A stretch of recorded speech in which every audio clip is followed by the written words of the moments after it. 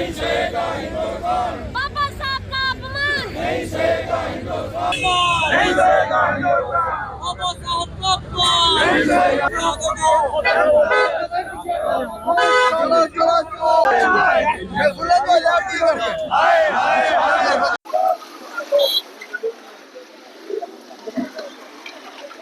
पूरा मुल्क इस वक्त प्रोटेस्ट कर रहा है।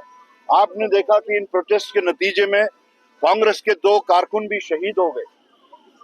तो वो शहादत जो है वो किसी ऐसे छोटे इशू के वास्ते उन्होंने नहीं दी, और न ही उनकी शहादत कांग्रेस का कन्याकुमारी से कश्मीर तक जितने कारकुन हैं वो जाया होने देंगे।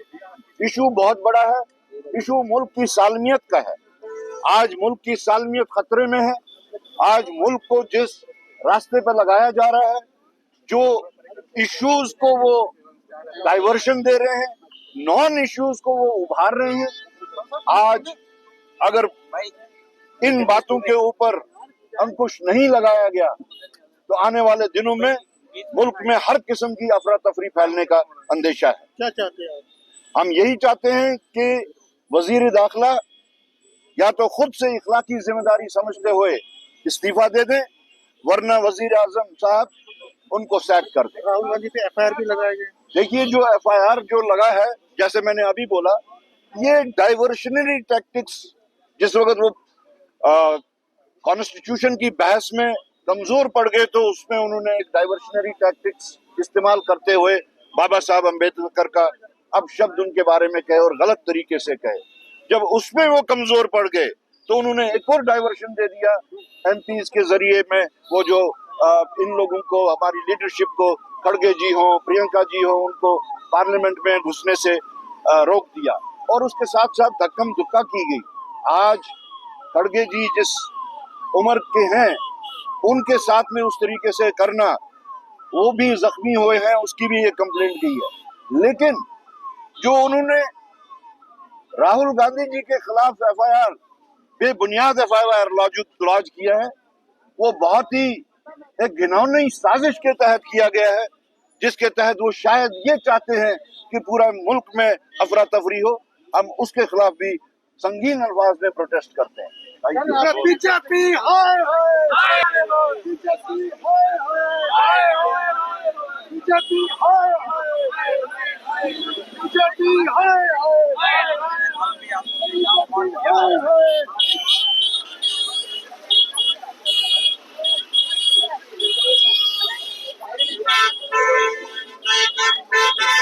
पार्लियामेंट के अंदर किया है, पूरे देश को आहत किया है, देश की भावनाओं के साथ खिलवाड़ किया है। हम चाहते हैं कि अमित शाह जी को उस पर माफी मांगनी चाहिए। आज भी ये दर्शाता है कि जो तड़ी पार की मानसिकता थी वो आज भी जीवित है। हमारी ये मानना है कि बीजेपी जिस गैंग की तरह आज काम कर रही है, उस गैंग को तोड़ने की जरूरत है। वो चाहती है कि ये देश का सिर्फ कुछ उद्योगपतियों का होके रह जाए।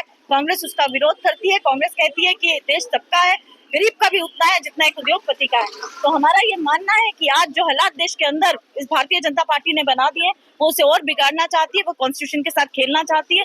ये साफ संकेत है। इसीलिए उन्होंने अंबेडकर साहब, डॉक्टर अंबेडकर जी का अपमान किया और इन शब्दों का इस्तेमाल किया है जो पूरे देश को आहत करने वाले हैं। अंबेडकर साहब वो हैं जो पहले लॉ मिनिस्टर रहे और कॉन्स्टिट्यूंट असेंबली को जिन्होंने हेड किया, जिन्होंने बताया कि देश के अंदर ये देश किस तरह से चलेगा, देश किस तरह से, मुझे लगता है, ग्रास रूट लेवल तक पनपेगा।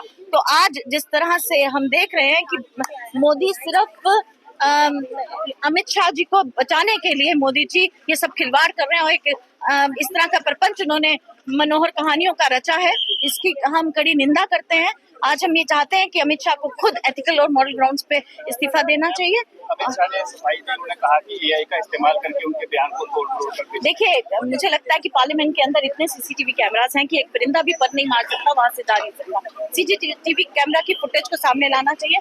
इवन जब उन्होंने इस बयान को ट्विटर पे आया तो उन्होंने एक्स हैंडल को भी कहा कि इस बयान को वहां से हटा दिया जाए। साफ दर्शाता है कि सिर्फ अमित शाह को बचाने के लिए ये सारा प्रपंच जो है वो मोदी सरकार रच रही है, उसे ऐसा नहीं करना होगा। आज हम इस्तीफे की मांग करते हैं और जब तक अमित शाह इस्तीफा नहीं देंगे। हम ये हमारे प्रोटेस्ट जारी रहेंगे और चाहे वो इसके लिए कोई भी रूपरेखा, क्योंकि कांग्रेस पार्टी संघर्षों से डरने वाली नहीं है। कांग्रेस कांग्रेस पार्टी पर लगाया है कि कांग्रेस ने ये अपमान किया है, भारत रत्न नहीं दिया भीमराव अम्बेडकर। देखिए, एक तरफ रतन देते हैं, दूसरी तरफ उनका मजाक उड़ाते हैं, कहते हैं कि ये कोई स्टोरी नहीं है, ये कोई नरेटिव नहीं। तो मुझे लगता है कि इस तरह का सिर्फ ये, जब आपने खुद ही देखा कि इलेक्शन के दौरान किस तरह से अवार्ड्स का भी मजाक बनाया गया, किन किन को अवार्ड्स दिए गए ताकि वोट को अपनी तरफ खींचा जाए।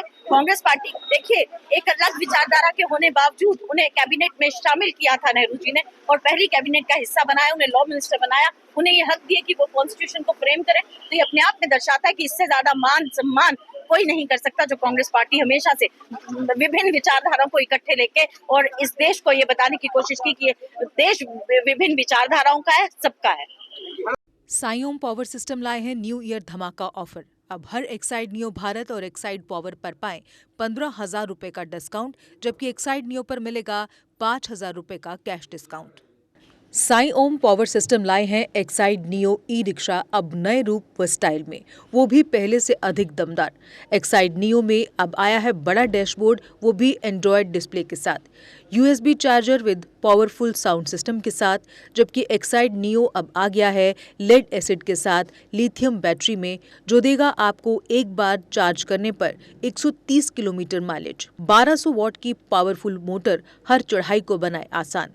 पावरफुल शॉकर व बेहतरीन सस्पेंशन, फ्रंट में अधिक पावरफुल शॉकर, नए मजबूत अलॉय व्हील, अधिक रोशनी वाली हेडलाइट व इंडिकेटर, मजबूत रूफटॉप कैरियर, जबकि यात्रियों की सुरक्षा के लिए राइट साइड प्रोटेक्शन। वहीं यात्रियों के साथ सामान ढोने के लिए एक्साइड नियो बन जाएगा पहले से बड़ा, चढ़ाई चढ़ने के लिए हैवी गियर व अधिक पकड़ वाली हैंड ब्रेक, यानी एक्साइड नियो ई रिक्शा अब नई लुक के साथ आया है नए फीचर्स में। तो देर किस बात की, आज ही आएं और ले जाएं अपना नया एक्साइड नियो ई रिक्शा। हमारा पता है Saiom power system, last matador stand, Anand Nagar, Bohri, Jammu. Phone number 0191 255 4360 255 4359। Jammu Kashmir की खबरों के लिए जुड़े रहिए JK अपडेट के साथ।